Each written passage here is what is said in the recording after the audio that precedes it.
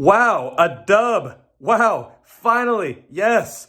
Okay, now I'll be honest with you. I couldn't watch the first half of the game. I was like working and stuff, but I got to see the second half of the game. I'll have to watch like the condensed version or whatever of the first half of the game to see what happened there. But in the second half, we did pull it out, an ugly win, but we did win.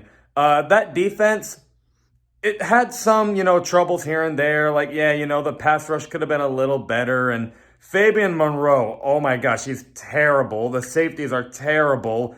But Isaiah Oliver is looking good. Dante Fowler had a big play. Grady Jarrett, of course.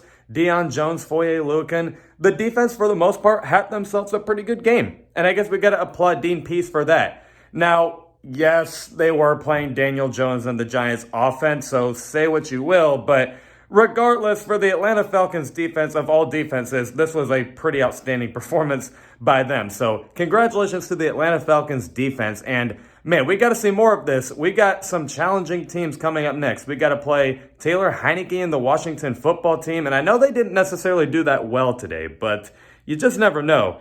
We got to play well against him. Then you got to play Zach Wilson and the Jets. I know they also haven't looked very good, but you got to prepare for them. And if we are able to kind of perform the exact same way we did against the Giants, against those two other teams I mentioned, Washington and the New York Jets, this defense might be trending upwards. Then you got to play the Dolphins offense. So we kind of have like a lot of,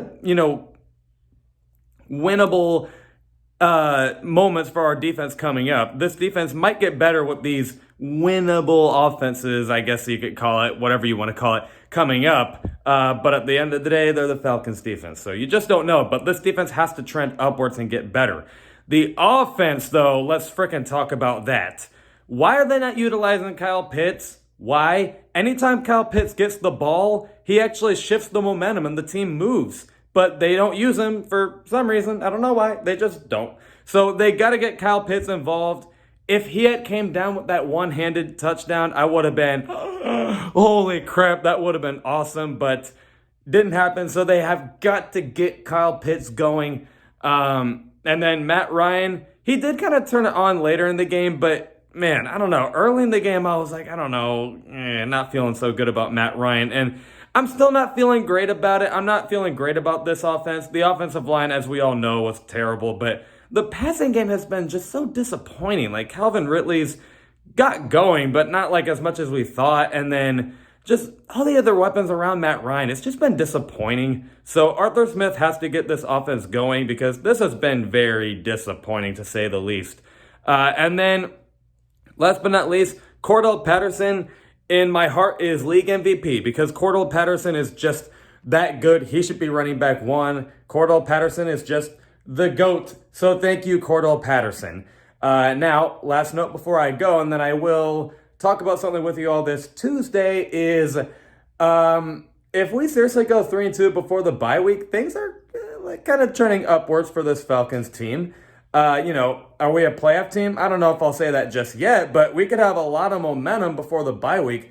And we have winnable games coming up, maybe. We have the Washington football team at home, and then we got the New York Jets. Now, that one is in London, but granted, no team has home field advantage. So we just got a big win to get today against the Giants.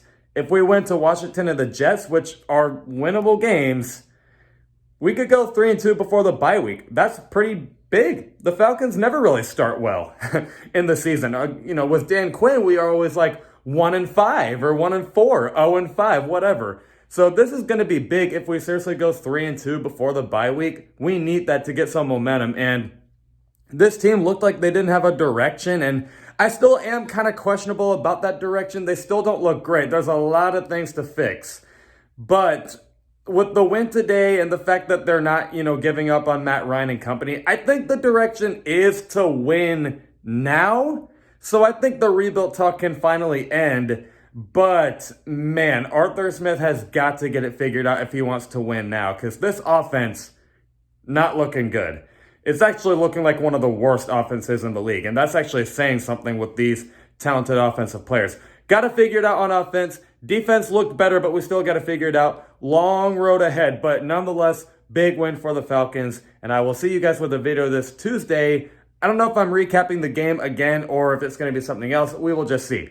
But big win today, celebrate it, but then we got to get back to work and focus on the Washington football team, and then let's start 2-2. And as always, rise up.